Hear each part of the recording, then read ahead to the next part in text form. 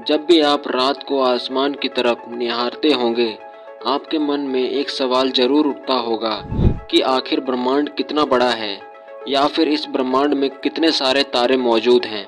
उत्तर है, पृथ्वी पर जितने भी समुद्री तट हैं और वहाँ जितने भी बालू के कण मौजूद हैं, उससे कहीं ज़्यादा हमारे ब्रह्मांड में तारे मौजूद हैं। यह दावा है अमेरिका खगोलविद कार्ल सगन का, जिन्होंने यह एक टीवी शो में कहा था। क्या उनका दावा सही है?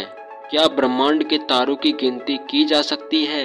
कैम्ब्रिज यूनिवर्सिटी के खगोलविद प्रोफेसर गैरी गिरमोर हमारी आकाशगंगा में मौजूद तारों की गिनती कर रहे हैं। आकाशगंगा में ही पृथ्वी और सौरमंडल मौजूद है। प्रोफेसर गैरी उस प्रोजेक्ट की अगुवाई कर रहे हैं जिसके तहत यूरोपीय अंतरिक्ष यान के जरिए हमारी आकाशगंगा में तारों की गिनती की जा रही है।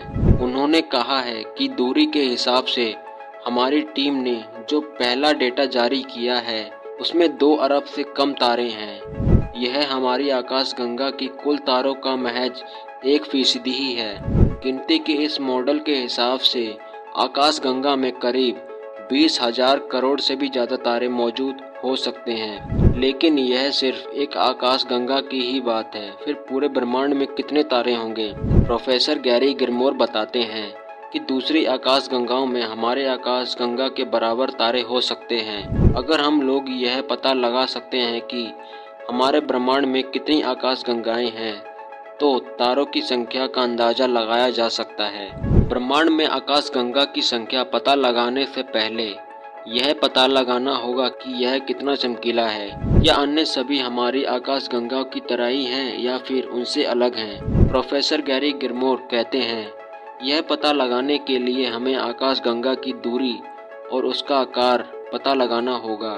इससे हम यह पता लगा सकते हैं कि क्या ब्रह्मांड का विस्तार हो रहा है।